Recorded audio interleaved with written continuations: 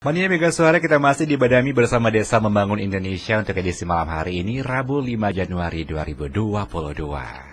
Dan malam hari ini untuk yang live di Instagram bisa melihat langsung wajah dari narasumber kita malam hari ini. Sudah hadir ya? Iya, sudah hadir. Saya kira sudah tua tapi ternyata masih muda nih.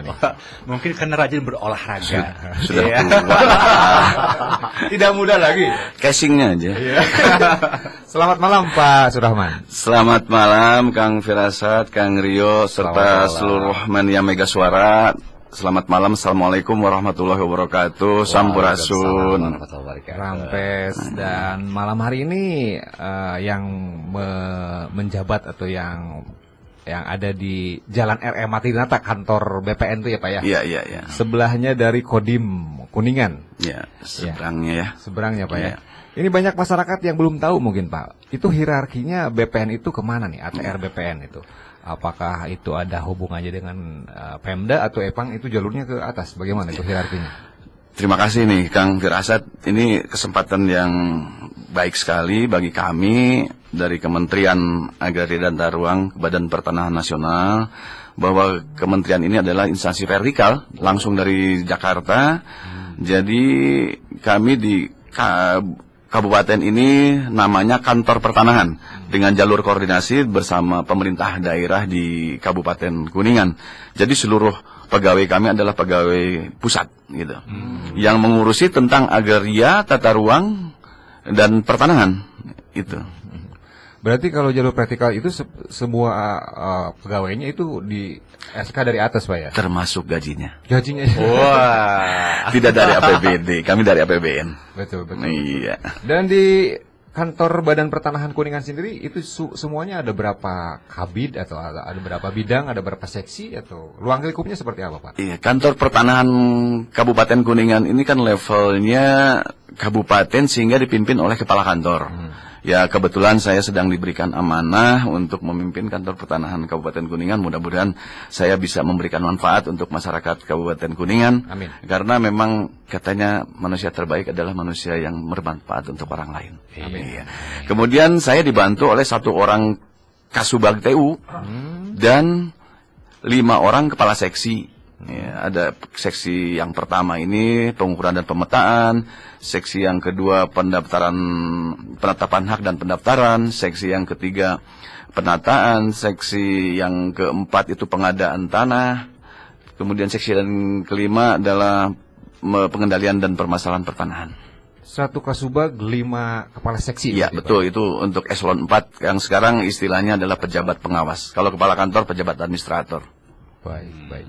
Saya lihat di CV-nya Pak Surahman ini pernah menjabat sebagai kepala kantor BPN di Bengkulu Pak ya? Bengkulu Selatan tepatnya. Bengkulu Selatan. Iya, lumayan jauh. Itu uniknya apa Pak? Oleh-oleh dari Bengkulu Selatan. Oleh-olehnya sawit ya.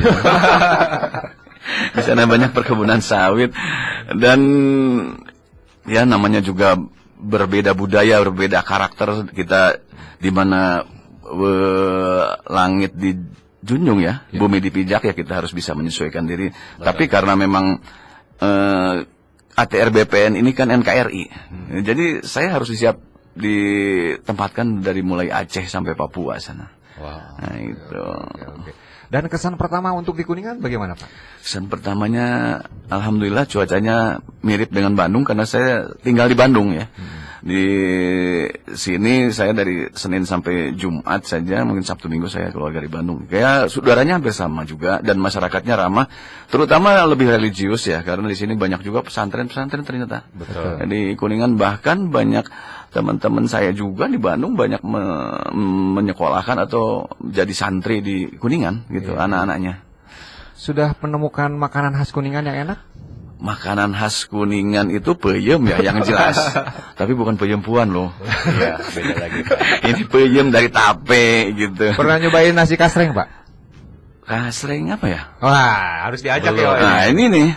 Ada peyem di sini Jennifer. Nah, kebetulan nih ada dari Kang Devan nih tadi pagi bahwa Jennifer boleh digunakan oleh BPN. Nanti ke depan kami akan ada kerjasama dengan Mega Suara ini. Mudah-mudahan Mania Mega Suara bisa lebih intens berkomunikasi dengan kantor pertanahan, karena kami akan ada slot waktu untuk acara Juniper. Jadi Juniper yang kita kenalkan itu minuman peras, jeruk nipis. Peras. Tapi kalau versi BPN Juniper itu apa, Pak? Jendela Senin seputar pertanahan. Jadi hari Senin aja? Hari Senin saja kita di slotnya, mudah-mudahan jam 5 sampai jam 6 menjelang maghrib itu kita ada interaktif dengan teman-teman semua masyarakat di Kabupaten Kuningan dan sekitarnya gitu, untuk menanyakan masalah pertanahan, karena memang tanah itu makin kesini ya makin tinggi permasalahannya, karena tanah itu tetap ya. Iya. Sedangkan penduduk terus bertambah, sehingga kepentingan-kepentingan terhadap tanah ini kita pun dari mulai sampai meninggal pun perlu tanah. Betul. Iya. Berarti Bapak mempelajari tanah dari dulu, Pak ya? Insya Allah. Maksud saya seperti ini, Pak. Ketika dunia pertanahan itu ternyata semakin hari akan semakin rumit, berarti pengadministrasian pun harus semakin baik. Nah, program-program yang sudah disiapkan untuk menyelesaikan masalah-masalah pertanahan itu apa aja, Pak?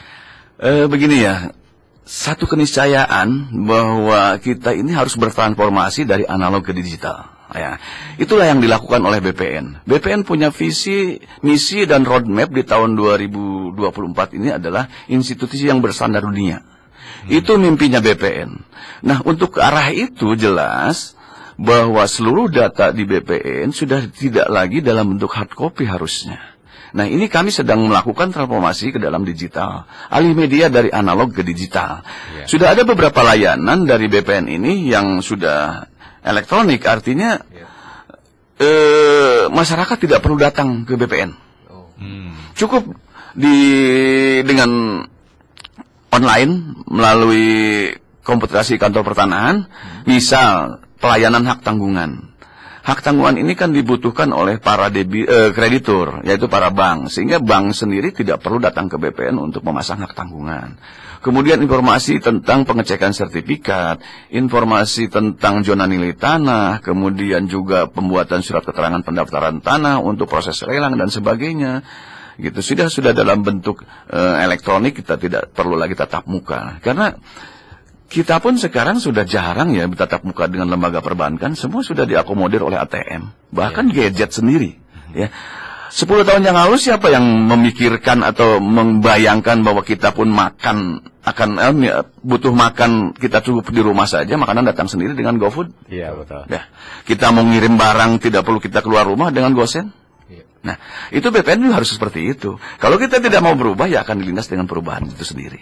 Karena perubahan adalah sebuah keniscayaan. Iya, betul, sekarang di dalam genggaman.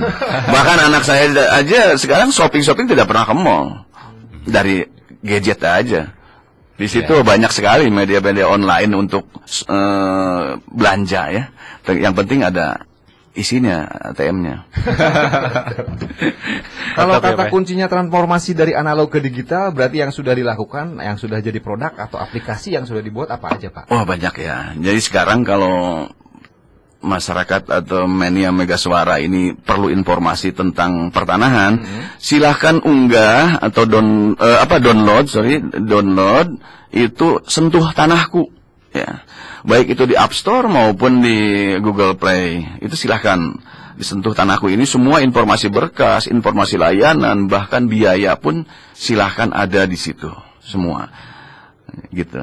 Wah, kita coba nih, nanti di jeda komersial kita coba masuk ke Play Store dan cari Sentuh Tanahku. Bahkan sekarang persuratan kami sudah melakukan persuratan secara e-office. Semua surat yang masukkan ke dalam e-office, disposisi saya pun sudah melalui gadget. Jadi kemudian juga tanda tangan juga saya sudah tanda tangan elektronik dengan QR code. Itu semua diregister oleh BSSN, Badan Sandi dan Cyber Negara.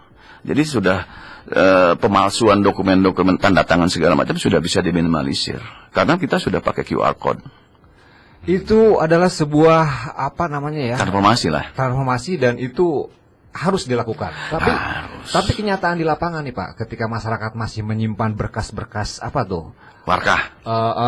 Kayak pajak tanahnya, hanya sekedar bermodal itu, bahkan lebih pahit lagi atau lebih ngeres lagi ketika ada sengketa tanah yang hanya lisan gitu Pak, belum terdokumentasikan secara kopi juga. Bagaimana menghadapi kenyataan di lapangan seperti itu? Pak? Inilah pertanyaan yang agak lumayan berbobot dari Kang Firasat. Jadi gini, bahwa kita tidak pungkiri kami sedang melakukan perbaikan, bahkan pembenahan secara administratif dan sebagainya. Kemudian masyarakat pun kita ajak untuk namanya melek tentang tanah. Artinya jangan sampai pada saat transaksi jual beli dengan tanah seperti beli kacang goreng. Cukup dengan kwitansi. Ya segera ke PPAT sebagai pejabat pembuat akta tanah, buatlah dengan akta. Kemudian segera daftarkan ke BPN. Gitu. Sekarang ada program pendaftaran tanah sistematis lengkap ini yang sedang digalakan oleh pemerintah. Karena cita-cita pemerintahan sekarang ini Pak Jokowi dengan Pak Ma'ruf Amin ini tahun 2024 tidak ada satu jengkal tanah pun yang tidak terdaftar di BPN. Kecuali tanah-tanah yang wilayah kehutanan ya, karena memang regulasinya berbeda. Gitu. Itu. Berarti untuk menjawab dari masalah tantangan di bawah atau di grassroots atau di masyarakat desa, BPN masuk ke desa nih dengan PTSL ini. Ya, dengan PTSL, dengan penyuluhan berbagai media kami lakukan. Nah, ini salah satunya juga dengan Mega Suara, saya bertujuan untuk itu sehingga masyarakat pun melek, artinya sadar bahwa tanah itu harus diamankan, kemudian juga harus disertifikatkan sehingga memberikan atau punya kekayaan untuk ahli waris nanti adalah kekayaan yang memang sudah aman, baik itu secara hukum maupun secara kepastian haknya. Gitu. Berarti harus ada sosialisasi untuk membuat administrasi pertanahan yang betul, Pak ya? Pasti kami baik itu media elektronik, media cetak maupun media online akan kami gencarkan. Bahkan kami berkolaborasi. Tema malam ini kan kolaborasi. Ya, kami berkolaborasi dengan pemerintah daerah. Pada saat ada program-program strategis nasional, program strategis nasional itu banyak di BPN ya. Ada pendaftaran tanah sistematis lengkap yang dibiayai oleh APBN, kemudian sertifikatan tanah-tanah pelaku usaha UMKM dan pembudidaya ikan. Bahkan kami juga akan kerjasama dengan dinas sosial untuk sertifikasi masyarakat yang rutilahu, rumah tidak layak huni ya. Kemudian juga ada program dari dinas sosial katanya akan mensertifikatkan tanah-tanah anak-anak yatim korban COVID. Alhamdulillah ini sinergitas dengan pemerintah daerah kita sangat solid sekali di bawah kepemimpinan Bapak Acep ini. Bahkan Bupati mengeluarkan surat keputusan tim Monef yang diprakarsai oleh pemerintah daerah untuk program-program strategis nasional ini. Gitu. Saya tertarik tadi dengan pembuatan administrasi tanah untuk anak yatim yang bekerjasama dengan Dinsos. Berarti itu harus jelas-jelas gratis, Pak ya? Pasti ya. Karena nggak mungkin kita membebankan ke anak yatim. Ya? Memang di dalam regulasinya pun untuk masyarakat tidak mampu itu kita bebaskan ya. Kalau PTSL itu memang ada biayanya. Sebentar Pak, jangan dijawab untuk PTSL, harus dijawabnya nanti. Ya oke. Mangga. Karena kita ngomongin tanah, jadi saya juga teringat ke ini ke program Presiden Jokowi, Bapak Jokowi, reformasi agraria kalau nggak salah ya. Dan dengan membagi-bagikan sertifikat, berarti pengejawantahan dari program reformasi birokrasi ini ditangkap oleh BPN Kuningan juga, Pak ya? Pasti, karena memang ini adalah program nasional. Iya, reforma agraria. Iya. Dan khusus untuk PTSL sudah ada yang bertanya, Pak, seperti ini nih. Khusus untuk PTSL, bagaimana caranya masyarakat ikut PTSL? Apa aja syarat-syaratnya, berapa biayanya, dan waktu penyelesaiannya berapa lama? Ya. Terima kasih kepada Mania Mega Suara nih yang atas pertanyaannya. Jadi gini, pendaftaran tanah atau pembuatan sertifikat ke kantor pertanahan itu ada dua macam ya. Ada melalui rutin, artinya rutin itu adalah keinginan masyarakat. Artinya biaya juga dari masyarakat. Ada namanya pendaftaran tanah sporadis. Kalau pendaftaran tanah sistematis seperti PTSL ini adalah biayanya dari APBN. Jadi bukan kehendak masyarakat, tapi ini juga pelibatan masyarakat sangat kami perlukan. Nah, PTSL singkatan dari pendaftaran tanah sistematis lengkap. Pendaftaran tanah sistematis lengkap ini adalah pendaftaran tanah pertama kali. Artinya pertama kali ini memang tanah-tanah yang belum sertifikat. tanah milik adat misalnya. Iya. Itu bukan tanah-tanah yang sudah sertifikat untuk balik nama, pemecahan dan sebagainya.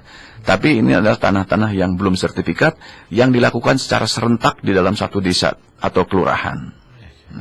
Jadi pada PTSL ini apabila desa tersebut sudah ditetapkan sebagai lokasi PTSL oleh kepala kantor, itu maka seluruh bidang tanah di desa tersebut wajib diukur. Kemudian dimintakan partisipasinya kepada masyarakat juga untuk segera mendaftarkan sertifikatnya. Nah, caranya untuk dapat PTSL, masyarakat melalui desa. Jadi desanya yang mengajukan. Mengajukan surat ke kantor pertanahan bahwa masyarakat kami ingin mengikuti PTSL dengan jumlah bidang tanah, misalnya di sana ada 1000, kemudian yang sudah sertifikat 200, yang belum sertifikat 800, misalnya yang ingin ikut 700 atau 500, silahkan ke kami. Usulkan oleh desanya. Tidak bisa sendiri-sendiri. Iya, betul. Desa yang menyampaikan ke kami, dan kami akan menilai dengan kriteria 3M. Apa itu 3M? Bukan mencuci tangan, tapi mendekat, merapat, dan menyeluruh. Artinya kalau desa sebelahnya sudah ikut PTSL, maka bergerak ke desa sebelahnya, kecamatan sebelahnya dan sebagainya, sehingga seluruh Kabupaten Kuningan ini semuanya bidang tanahnya akan terdaftar di tahun 2024. Oke. Gitu. Berarti di sini diperlukan peran serta aktif dari aparatur desanya sendiri. Betul. Untuk melihat warganya siapa aja nih yang belum punya surat tanah. Iya, gitu ya. betul. Sementara kalau boleh tahu sudah berapa persen Pak yang sudah tergarap PTSL oleh BPN ini di Kabupaten Kuningan? Kabupaten Kuningan ini perkiraan dari DHKP itu sekitar 900.000 lebih bidang tanah. Yang sudah sertifikat sampai saat ini adalah hampir 400.000. Ya, sehingga tidak sampai 40%. Itu yang sudah sendiri. Masih banyak sebenarnya pekerjaan besar yang harus kita selesaikan. Kita itu termasuk masyarakat, peran serta masyarakat aktif, termasuk juga pemerintah. Tidak bisa hanya pemerintah sendiri tanpa. Kadang-kadang di masyarakat juga masih punya image atau pikiran bahwa apabila disertifikatkan akan meningkatkan pajak dan sebagainya. Itu sebenarnya hal yang keliru ya. Karena pajak ini kan tidak ada kaitannya dengan sertifikat gitu. Kita ke pertanyaan dulu Pak. Sesi pertama nih ya, pertanyaan dari Bapak Opik di Duku Dalam. Pertama masuk BPN Kuningan. Sebentar yo, ini juga belum kebahas nih. Apa? Berapa biayanya Pak? Oh iya. Untuk PTSL ya? PTSL. Untuk PTSL ini biayanya berdasarkan keputusan 3 menteri ditindaklanjuti oleh SK Bupati, yaitu 150.000 per bidang. Per bidang. Tidak lihat ukuran luas. Jadi seluruhnya satu sertifikat itu 150.000, dan itu dibayarkan ke desa atau kelurahan untuk panitia desa, bukan untuk BPN. Oke. Kami sudah ada gajinya dari pusat. APBN dari pusat. Kami sudah ada honornya dan sebagainya. Petugas ukur juga sudah ada upahnya, honornya. Jadi semua itu untuk desa, dikelola oleh desa. Ini penerjemahan per bidang itu Pak bisa berarti tidak mengikuti luas Pak ya. Ada 100 meter persegi dengan 1000 tetap 150. Misalnya Kang Firasat atau Kang Rio punya tanah di situ ada 10 bidang, alhamdulillah, amin ya. Amin 10 bidang. Ya tinggal kalikan saja 150. Tapi kalau untuk masyarakat yang berpenghasilan rendah, memang harusnya bijak lah. Para kepala desa tidak perlu lagi mentarif 150 atau kepada tanah-tanah wakaf. Nah, itu masjid, kuburan, kemudian tanah-tanah instansi pemerintah tidak perlulah mentarif 150.000 gitu. Karena itu bukan penerimaan negara, bukan pajak, tapi itu adalah untuk panitia di desa yang dimungkinkan secara legal. Oh, ini yang legal 150.000 biayanya. Berarti kalau ada yang minta lebih dari itu 400.000 biasanya. Terjemahkan sendiri. Yang legal 150 berarti yang itu berarti apa itu, silakan. Oke. Sudah jelas ya berarti ya, patokannya 150.000. Iya. Oke, ada lagi Bang Abdi. Ini berapa lama waktu penyelesaian PTSL? PTSL ini adalah program 1 tahun anggaran. Sehingga masuknya bareng, keluarnya juga bareng. Jadi 1 tahun takwim dari mulai Januari sampai Desember. Nah gitu, tidak bisa. Misalnya satu desa A, Kang Firasat pengen duluan ngambil bulan Agustus, nggak bisa. Nanti bareng-bareng. Nah gitu. Tapi kalau misalnya sudah ada selesai bulan Oktober, ya mau kita serahkan misalnya 200, 300 dan sebagainya. Itu sekarang secara kontinu kita sedang penyerahan di Balai Desa. Artinya Bapak mau mengatakan kalau lamanya penyelesaian PTSL itu 1 tahun, Pak? Yes. 1 tahun. Baik, durasinya ya. Lanjut yuk dari pertanyaan yang dapat. Pertanyaan tadi ya dari Bapak Opik Duku Dalam. Pertama, masuk BPN Kuningan, apa PR besar yang Bapak lihat harus segera dibereskan di Kuningan? Yang pertama adalah sarana. Sarana jelas. Lobi loket itu adalah cermin dari suatu kantor. Iya, betul. Yang saya lihat memang kurang memadai ya, dari segi luasan ya. Karena sampai saat ini apalagi di masa pandemi ini tamu-tamu yang tidak tertampung di dalam itu nunggu di luar. Kita sediakan harusnya memang di dalam, kemudian juga ada toilet, ada kitchen. Kalau cemilan insya Allah kami sudah sediakan. Cemilan itu setelah 8 atau sebelum 10 ya? Sebelum 10. Sebelum 10.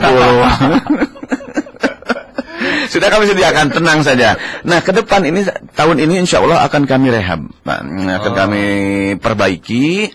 Di sana nanti satu standar yang memenuhi zona integritas. Karena kami sedang, mungkin insya Allah tanggal 18 akan ada pencanangan secara eksternal.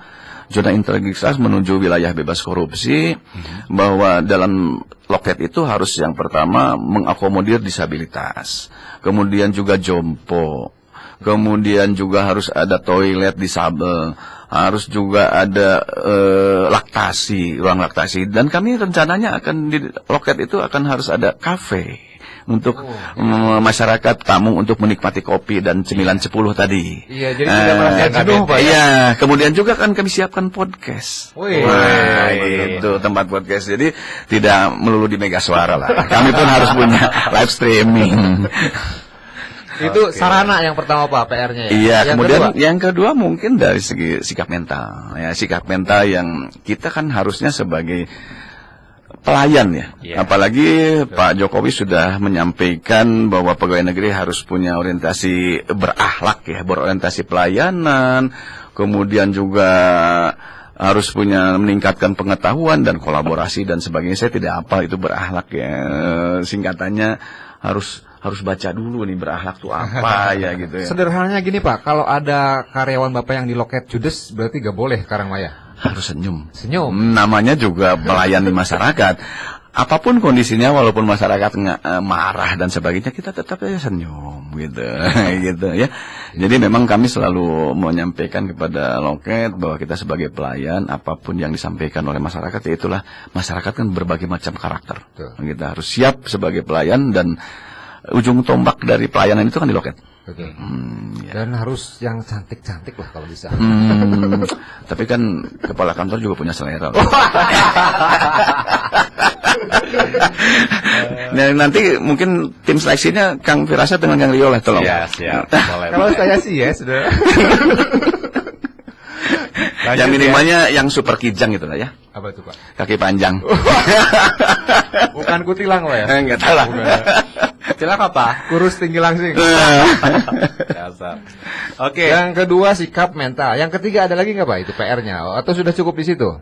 Sarana dan terutama mindset tentang pelayanan. Kemudian yang ketiga kalau sistem pekerjaan kita sudah di-guide oleh pemerintah pusat seperti tadi layanan elektronik, dan bahkan ada layanan kami tambahan, mudah-mudahan kita akan launching. Yang pertama tadi Jennifer, kita akan sosialisasi. Kemudian yang kedua juga kita sudah mulai Desember ini ada istilah SMS delivery atau SMS blasting. Jadi setiap pemohon yang mengajukan permohonan sudah tunggu saja di rumah, jangan menanyakan selesai atau kapan selesainya ke kantor BPN, tinggal tunggu ada SMS secara real time apabila sudah selesai layanannya itu akan terkirim SMS dari sendernya BPN Kuningan. Kalau penasaran juga bisa dilacak di info berkas di dalam aplikasi Sentuh Tanahku tadi.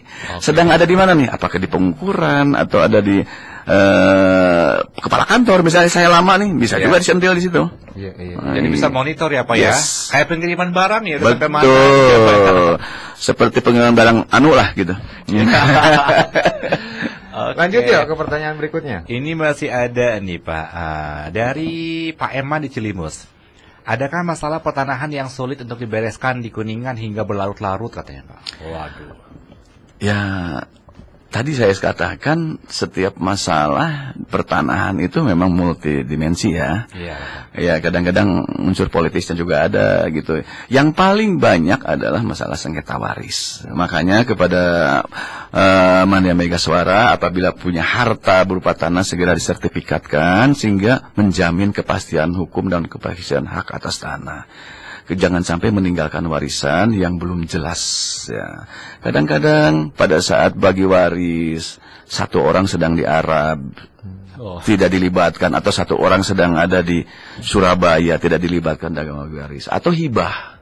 Hibah kadang-kadang orang tuanya punya anak 3, sayangnya ke anak nomor 1, tidak mendapat persetujuan anak nomor 2, anak nomor 3. Begitu orang tuanya meninggal digugat. Nah, gitu. Atau juga yang lebih dari 1 istrinya gitu. Lebih rumit. Atau juga anak pungut, anak angkat, bukan anak pungut, anak angkat dan sebagainya. Tapi bisa jadi terbalik gini Pak, ketika orang yang berhak ya, hak warisnya ke si A, tapi yang ngurus atau karena yang mengerti pertanahan adalah si B, itu gimana Pak? Berarti kan dia yang memang secara hukum kuat, tapi lemah di Iya, jadi gini, jadi gini, BPN punya kewajiban apabila terdapat sengketa dan sebagainya itu adalah memediasi. Jadi kita akan panggil dulu para pihak. Pihak pertama yang keberatan, pihak kedua yang sudah punya sertifikat, dan sepanjang itu tanahnya sudah sertifikat ya. Oke. Kalau belum sertifikat, BPN belum punya data. Itu di wilayah adat. Iya, di desa nanti lah. kepala desa dan sebagainya. Apabila sudah sertifikat akan kami mediasi. Apabila mediasi tidak bisa dilaksanakan, ya silakan gunakan haknya, baik itu mau perdata, mau pidana atau mau tata usaha negara tun. Oke. Gitu. Mungkin nanti BPN jadi tergugat juga. Tergugat ya kalau seperti Iya. itu. Betul. Iya kan, tapi BPN wajib untuk mempertahankan produknya. Kalau kita kalah di PN, kita harus banding ke PT. Kalau kalah juga PT, kita harus kasasi. Itu adalah kewajiban kita. Tetap harus mempertahankan produk. Oke, yang pertama adalah berarti masalah yang sering terjadi adalah sengketa hak waris. Berikutnya Pak yang sering terjadi di permasalahan BPN. Hibah ya. Hibah. Gitu. Atau juga penyerobotan, orangnya sedang yang punyanya di Jakarta dan sebagainya tidak diamankan dengan pagar atau dengan batas tanah. Kadang-kadang juga itu di daerah saya mungkin ya, sawah itu galengan itu dipacul dan tambah lega, tambah geser galengan kan. Ya namanya juga manusia ya. Nah, gitu ya. Tapi mudah-mudahan di Kuningan tidak lah kalau seperti itu. Kalau masyarakat desa bisa nggak dikasih pemahaman atau diberi ilmu untuk pengukuran tanah Pak? Atau hanya itu adalah hak dari BPN aja yang ngukur-ngukur tanah tuh? Kalau untuk ilmu dibekali boleh. Boleh. Tapi kewenangan tetap ada di BPN. Karena sampai saat ini yang diberi kewenangan untuk mengukur tanah yang tujuannya adalah tujuan kadaster, artinya untuk hukum, untuk sertifikat, hanya BPN. Tapi kalau tujuannya untuk pajak, itu kan dari Bapenda. Suka ada istilah pelantingan katanya Pak. Nah, di itu desa pajak. Pajak. Nah, itu untuk kepentingan pajak. Jadi pengukuran ini ada dua tujuan. Ada tujuan untuk namanya fiskal kadaster, ada kadaster. Kalau fiskal kadaster untuk pajak. Tidak ada konsekuensi hukumnya. Iya. Hanya konsekuensinya bahwa itu besar kecilnya pajak. Tapi kalau kadaster yang dilakukan oleh BPN punya konsekuensi hukum. Makanya setiap pengukuran BPN ada 2 azas yang harus dipenuhi. Apa itu? Asas namanya kontradiktur delimitasi, itu azas persetujuan dari tetangga batasnya. Dikumpulin tuh. Iya, harus disetujui masang patok itu. Kemudian yang kedua, publisitas, harus diumumkan. Jadi nanti ke tanah milik adat harus diumumkan dulu 1 bulan sebelum jadi sertifikat. Makanya kalau pendaftaran tadi tanah milik adat pasti lebih dari 1 bulan waktunya itu. Iya, karena ngumpulin orang dulu. Pengumuman dulu di desa. Berarti kalau gitu pelantingan dengan data yang ada di BPN bisa jadi sama, bisa jadi beda Pak ya? Berbeda. Bisa jadi berbeda. Beda tujuannya dan beda metodenya. Iya. Tadi kan Bapak bilang bisa membantu orang-orang yang punya permasalahan tanah selama memang sudah ada suratnya gitu ya. Nah, bagaimana nih Pak kalau orang yang tiba-tiba dia punya tanah gitu kan, tahu-tahu ada yang ngejual gitu kan, tanahnya. Dia tidak tahu sama sekali. Itu kemana Pak dia harus melapor atau harus melakukan apa nih Pak? Hak tanah dia dijual orang lain. Yang lain belum sertifikat nih. Dia kan belum punya sertifikatnya nih. Tahu-tahu dijual ke orang udah ada sertifikatnya gitu. Dijual ke orang tiba-tiba udah ada sertifikatnya. Iya. Nah, itu berarti pemalsuan surat iya atau seperti apa? pasti. Pada saat dia mengajukan permohonan sertifikat dari tanah milik adat yang belum sertifikat, itu kan ada proses satu pengukuran. Nah, ya. Kedua adalah pemeriksaan tanah oleh panitia. Salah satunya panitia itu adalah kades. Nah, gitu. Dan diumumkan 1 bulan, sehingga orang-orang apabila ada keberatan, ya silahkan sampaikan ke kantor BPN selama 1 bulan. Sepanjang 1 bulan tidak ada yang keberatan, maka sertifikat itu jadi. Oke. Ya, nah apabila sertifikat sudah jadi, ada yang keberatan, ya ada berbagai macam saluran. Bisa pidana, bisa pemalsuan surat-surat tadi, bisa ke tata usaha negara untuk membatalkan, karena saya ini kan pejabat tata usaha negara. Nah, jadi pada saat proses jual beli misalnya disertifikatkan, saya tidak punya kewajiban untuk tahu siapa yang menandatanganinya. Tapi yang menandatangani PPAT itu wajib tahu. Karena pada saat jual beli itu kan ke PPAT. PPAT notaris bisa PPAT S camat. Kan sekarang PPAT bisa notaris, bisa camat. Nah, gitu. Nah, pada saat penandatanganan PPAT itulah PPAT wajib tahu siapa yang menandatangani. Karena hadir di hadapan saya. Nah, itu ada kata-kata itu. Kalau yang PPAT tidak tahu siapa yang menandatanganinya, wah cilako itu. Ini menjadi pertanyaan juga dari salah satu perangkat desa di Kabupaten Kuningan, di Kuningan Timur nih Pak. Desa banyak tidak dilibatkan ketika ada warganya yang jual beli tanah.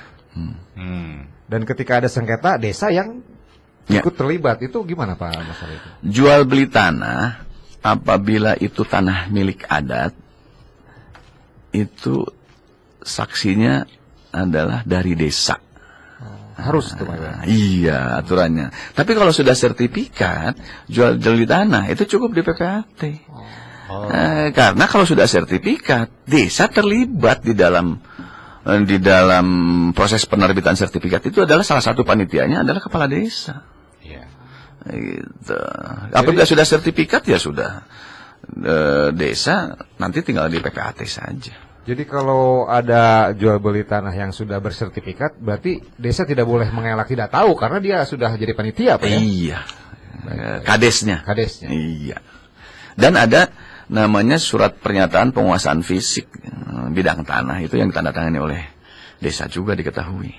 Oke, kita perdalam Pak untuk PTSL sendiri nih. Alurnya tadi sudah dikatakan sama Bapak bahwa desa yang harus punya inisiatif mengajukan ke BPN. Betul. Dan setelah pengajuan itu diterima atau masuklah kategori atau masuk kuota dari BPN, keluar apa surat Pak atau semacam penetapan lokasi. Penetapan lokasi. Iya. Setelah itu desa mengumpulkan orang-orang yang catatan tidak punya sertifikat. Kami mengumpulkan dulu. BPN dulu yang mengumpulkan. Jadi begini, desa menyampaikan surat permohonan ke BPN, kemudian oleh kantor pertanahan surat itu disampaikan lagi ke Kanwil di Bandung untuk mendapat persetujuan. Karena apa? Karena sampai saat ini alhamdulillah masyarakat Kuningan sangat antusias sekali.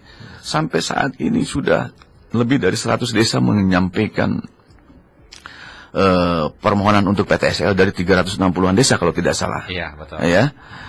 Jadi sudah hampir sekitar 150.000 masyarakat yang ingin ikut PTSL. Tapi kuotanya hanya 75.000. Oke, giliran. Jadi giliran ya Pak ya? Iya, tidak bisa semuanya diakomodir. Kami juga sudah menyampaikan permohonan maaf kepada masyarakat Kuningan. Selain terima kasih tadi telah antusias untuk ikut PTSL, kami pun keterbatasan kuota, keterbatasan target dari pusat. Mudah-mudahan nanti di pertengahan ini ada perubahan anggaran sehingga ada target-target di kabupaten lain PTSL-nya tidak terserap sehingga bisa dialihkan ke Kuningan. Doakan saja mudah-mudahan para petugas BPN-nya ini sehat semua. Karena kalau Kang Firasat dengan Kang Rio main ke BPN malam gini nih masih banyak nih. Teman-teman di kantor Sabtu Minggu silakan datang ke kantor, masih ada yang bekerja. Oke, nanti saya kirim martabak Pak. Setelah dari persetujuan dari Kanwil datang ke Kuningan segitu kuotanya. Nanti kita akan tetapkan oleh kepala kantor. Setelah ditetapkan nanti kami akan mengundang ke desa untuk menentukan penyuluhan. Kami akan datang langsung ke desa dan penyuluhan akan langsung ke masyarakat, tidak melalui ke perangkat. Jadi masyarakat akan kami undang. Iya. Nah, Terus setelah itu Pak? Setelah itu ya pengumpulan data, menyerahkan berkas itu ke desa, bukan ke BPN. Apa aja yang harus disiapkan oleh masyarakat? Tergantung. Masyarakat itu dapat tanah itu dari jual beli, atau dari warisan, atau dari hibah. Iya. Kalau jual beli, ya mana surat jual belinya? Berupa kwitansi pun boleh? Iya, jual belinya mana, segelnya dan sebagainya. Kalau dari surat hibah, mana surat hibahnya? Kalau hanya modal yang pajak itu Pak, apa? SPPD itu kan di pojok kiri bawah kan sudah jelas ditulis, bukan tanda bukti hak. Hanya petunjuk saja. Kalau gitu berarti masyarakat banyak yang belum tahu ini Pak. Iya, yang SPPT itu kan yang menikmati tanah tersebut, belum tentu yang memiliki. Betul. Iya, yang menggarap aja, misalnya punya Kang Firasat, tanahnya saya yang menggarap, atas nama saya SPPT-nya no problem, karena saya yang menikmati. Oke. Surat hibah yang pertama, berarti yang kedua akta jual beli. Iya, kalau misalnya jual beli, tergantung, makanya kalau dari waris ya harus surat warisnya, surat kematiannya dan sebagainya. Tergantung. Yang jelas yang harus ada itu yang pertama adalah fotokopi KTP-nya harus ada. Kemudian fotokopi kartu keluarganya juga harus ada. Nah, ketika ini tidak dimengerti Pak oleh masyarakat dari syarat-syarat tadi, ini bisa jadi lahan basah untuk oknum Pak ya. Ini dalam tanda kutip oknum perangkat desa. Karena beberapa kasus juga ada yang sampai menarik 400.000 loh Pak ke masyarakat. Insya Allah. Padahal dasarnya dari BPN itu 150.000 kan? Iya. Insya Allah lah. Mungkin mudah-mudahan saya ditugaskan di Kuningan tidak ada yang lebih dari 150.000. Amin. Amin. Karena saya pun akan menggandeng dari kepolisian dan kejaksaan. Harus Pak. Betul. Dalam saat penyuluhannya. Dan bahkan pengumpulan data yuridisnya kami akan libatkan Babinsa. Itulah makna kolaborasi. Kami tidak bisa sendiri dengan keterbatasan sumber daya dan target yang begitu luar biasa. Biasanya kami hanya menyelesaikan sertifikat itu 5.000 per tahun. Tahun 2021 kami dibebani target 65.000. Sekarang tahun 2022 75.000. Dengan tidak ada penambahan sumber daya. Nah, itu kan harus kita berpikir ulang dan harus kita berinovasi. Bagaimana caranya target itu terpenuhi dan selesai tepat waktu, tepat sasaran, dan tepat anggaran. Itulah makna dari seorang leader mungkin ya dalam mengelola. Oke, kondisi di Badami bersama Desa Membangun Indonesia Meni Mega Suara. Terima kasih untuk Anda yang masih menyimak talk show malam hari ini bersama dengan Bapak Surahman, dan tema kita kolaborasi penyelesaian program strategis nasional BPN Kuningan. Dan waktu ke waktu membawa kita ke menit-menit akhir nih di acara Badami malam hari ini. Sepertinya cepat sekali ya. Kurang Pak 2 jam itu. Kurang untuk membahas. Wanitiro. Ini masih menyisakan ada satu pertanyaan nih Pak dari Yayat di Cijoho nih. Layanan masyarakat yang disediakan BPN untuk membantu mengukur tanah atau persengketaan tanah itu kemana Pak katanya? Ada nggak? Ada, silahkan saja datang ke kantor pertanahan. Permasalahannya seperti apa? Kalau permasalahannya misalnya tanahnya ada yang sudah sertifikat dengan yang belum sertifikat, nanti kita selesaikan melalui rekonstruksi ulang. Jadi direkonstruksi data-data yang sudah ada di BPN. Kalau nomor telepon atau WA yang bisa dihubungi untuk sekedar konsultasi itu ada Pak? Ada. Nanti kita share lah ke Mega Suara. Saya nggak hafal nomornya. Boleh. Iya. Sebaiknya juga di Sentuh Tanahku juga boleh, silahkan. Sentuh Tanahku Atau di medsos kantor pertanahan ada. Silahkan. Di follow baik itu Twitter, IG, Facebook maupun YouTube ada. Kantah Kabupaten Kuningan, Kuningan. Ya, buat Mega silakan. Sementara bisa mengakses di sosial media dulu ya. Termasuk pengaduan-pengaduan barangkali mau disampaikan, silakan. Akan kami tanggapi dan akan kami coba selesaikan kalau memang menjadi tugas kami gitu, menjadi kewenangan kami. Kalau misalnya bukan kewenangan kami kan akan kami salurkan, misalnya melalui pengadilan lah atau ke tingkat kantor wilayah atau ke pusat gitu. Oke, siap. Oke, ini berikutnya dari seorang yang bernama Predi di Cigembang, Pak, nih di 08112046 sekian. Kata Bapak Jokowi program PTSL gratis, tapi yang terjadi di desa masih dipungut biaya bervariatif. Ada yang kasih sampai 400.000. Bagaimana komentar Bapak? Sekali lagi, yang dibebankan kepada masyarakat itu hanya 150.000 untuk Jawa, Bali. Ada wilayah kategori 5 ya namanya. Kalau waktu saya di Bengkulu itu 200.000. Kalau lebih dari 150.000, silahkan terjemahkan sendiri dan bisa masyarakat punya hak untuk melaporkan. Oke, Pak, untuk masyarakat yang membutuhkan informasi tadi kan Bapak bilang akan ada gerakan ke desa-desa gitu ya. Betul. Nah, untuk mereka mungkin yang dari desanya aja nggak ada pergerakan gitu ya, mereka bisa langsung ke BPN atau mereka harus menggerakkan desanya untuk pengajuan ke BPN? Saya kira begini ya, harusnya desa itu sebagai wakil masyarakat kan, iya dipilih oleh masyarakat dan sebagainya. Tidak sepantasnya lah kalau desa tidak memperjuangkan masyarakatnya gitu kan. Ini untuk kebaikan masyarakat desa, karena dengan sertifikat dan pengukuran dan sebagainya itu kan bisa meminimalisir konflik, meminimalisir permasalahan tanah di desa. Betul. Apabila sudah terukur semua, maka kepastian dari peta desa bidang-bidang tanah itu ya sudah pasti gitu. Iya. Karena yang mengukur BPN yang punya kewenangan. Gitu. Oke. Ada satu lagi Pak dari Mama Sofi Cikaso nih Pak. Setahun lalu saya mengajukan 2 bidang tanah program PTSL. Ya. Nah, yang satu berupa tanah bangunan sudah diterima. Ya. Yang satunya lagi berupa tanah kosong masih bersebelahan, tapi sampai sekarang belum jadi. Apakah kuotanya sudah habis apa gimana Pak? Atau ada keterlambatan katanya? Ya. Jadi begini, yang pekerjaan 2021 memang belum selesai penyerahan. Sekarang sedang taraf penyerahan semua. Jadi kami diberikan waktu untuk penyerahan itu sampai bulan Februari 2022. Ya, silahkan saja Ibu nanti tanyakan ke desa, karena kita berhubungannya dengan desa. Tanda terimanya pada saat di desa itu masih Ibu pegang, nanti biar desa yang menyampaikan ke kami. Itulah kenapa ada biaya 150.000 ke desa, supaya masyarakat tidak perlu datang ke BPN. Cukup diwakili oleh desa. Betul. Karena BPN pun ada petugas yang langsung datang ke desa gitu. Menerima sertifikat pun tidak di BPN, nanti di kantor desa. Oke. Iya. Itu dia ya, Mama Sofi, semoga bisa terjawab ya pertanyaannya. Mudah-mudahan sampai Februari lah kita akan selesaikan, akan serahkan, karena sekarang ada yang sedang taraf pencetakan sertifikat, ada yang taraf penandatanganan sertifikat dan sebagainya.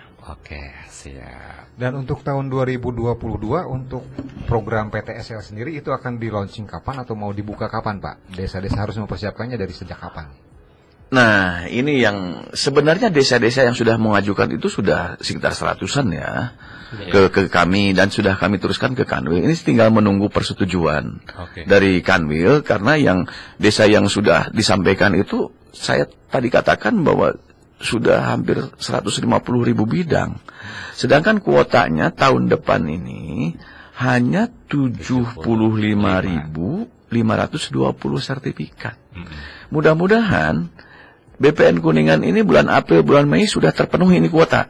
Sehingga saya siap untuk menyampaikan ke Kanwil untuk menambah kuota. Barangkali ada di desa atau kabupaten lain yang tidak terpenuhi, bisa kami ambil itu targetnya ke Kuningan. Oke. Kalau dari target desa-desa Kuningan sendiri Pak, dari 360-an desa nih Pak, Bapak sekarang lagi fokus bergerak ke Kuningan sebelah mana dulu nih Pak? Kemarin ini yang sudah kecamatan lengkap itu Mandirancan ya. Mandirancan sekarang sedang bergerak ya, kita ke arah, aduh saya kurang apa ya, Mekarwangi atau Bang? Mekarwangi. Kecamatan Sana. Desa apa itu? apa tuh? Kecamatannya apa tuh? Kecamatan Sindang Agung kalau Nah, itu ke arah situ lah gitu. Kalau Bakwangi. Karena nanti akan satu kecamatan full, nanti kecamatan full gitu. Ya mudah-mudahan 2024 semuanya kebagian, selesai semua. Di luar PTSL Pak, ketika desanya tidak mengajukan dan dia ingin sendiri nih, sendiri untuk mengajukan sertifikat, mengurus sertifikat, itu ada program apa aja kalau yang sendiri-sendiri itu, dan berapa biayanya tuh? Kalau yang sendiri-sendiri itu namanya perputaran tanah sporadik tadi. Jadi biayanya dari masyarakat sendiri gitu. Tidak ada program-program khusus ya. Masyarakat harus datang sendiri ke BPN. Dan itu biayanya juga ditanggung oleh masyarakat. Yaitu untuk biaya yang program rutin yang biaya masyarakat itu tidak bisa dipukul rata. Itu tergantung luasnya. Makin luas makin mahal. Simulasi biaya bisa dilihat di Sentuh Tanahku atau di loket BPN ada. Jadi per meternya ada. 100 meter dengan 1000 meter beda. Tanah darat dengan tanah pertanian beda. Nah begitu. Berarti ini peluang besar nih untuk desa-desa. PTSL. Ada PTSL. Makanya berduyun-duyun. Ingin ikut program PTSL. Jadi kepala desa tidak ada alasan untuk tidak mengakomodir kepentingan masyarakatnya. Betul. Berarti kalau desa-desanya belum ikutan PTSL nggak gaul ya Pak ya? Bukan nggak gaul, mungkin karena kuotanya juga BPN terbatas. Berarti untuk desa yang udah mendaftar tapi nggak masuk kuota harus tinggal nunggu antrian aja Pak? Iya, tinggal nunggu antrian. Mudah-mudahan ada penambahan kuota lah. Ya. Tapi sedikit bocoran Pak, kalau 100 meter persegi kira-kira untuk sendiri nih berapa Pak? Ini pensertifikatan dari tanah yang belum sertifikat kan? Iya.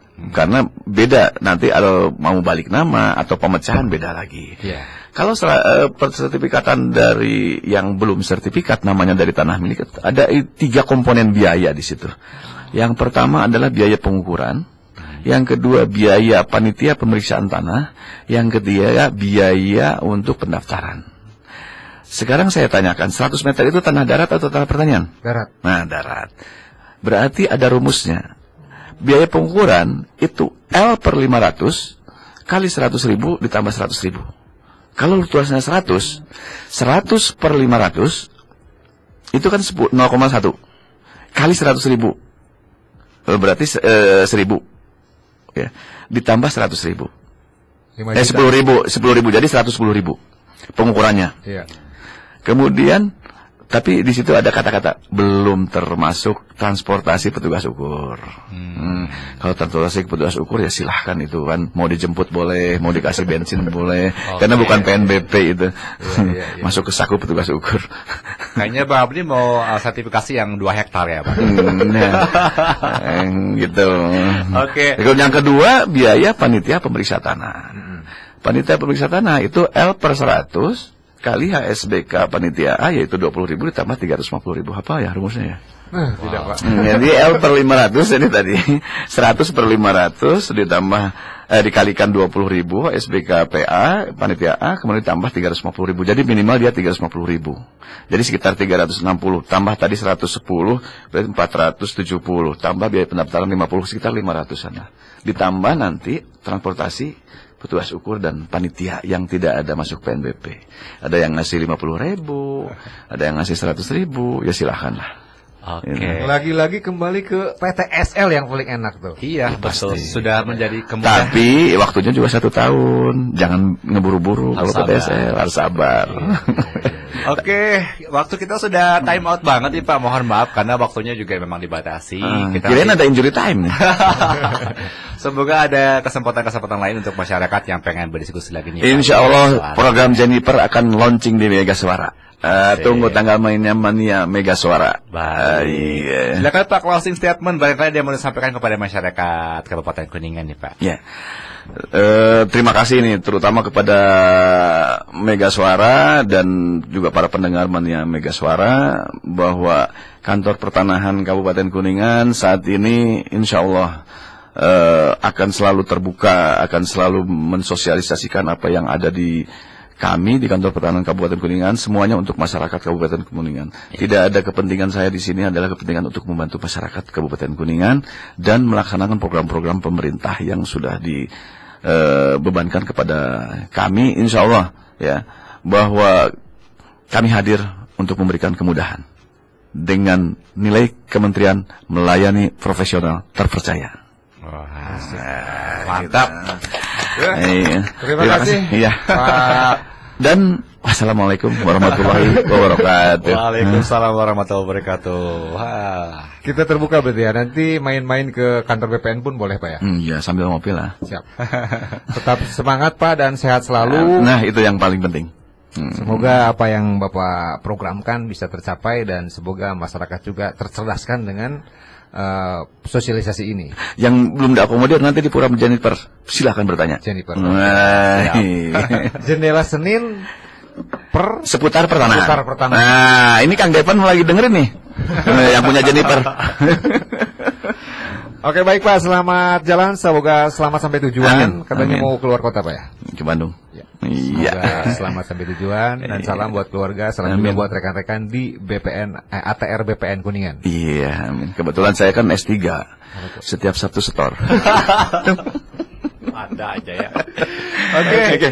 Demikian Mega Suara Talk Show yang seru malam hari ini di Badami untuk edisi Rabu 5 Januari 2022. Kita ketemu lagi minggu depan tetap di 89.8 Mega Suara Kuningan. Saya Rio Digantara. Saya Abdi Pirasat. Pamit undur diri dari ruang dengar Anda. Tetap semangat. Wassalamualaikum warahmatullahi wabarakatuh. Permios.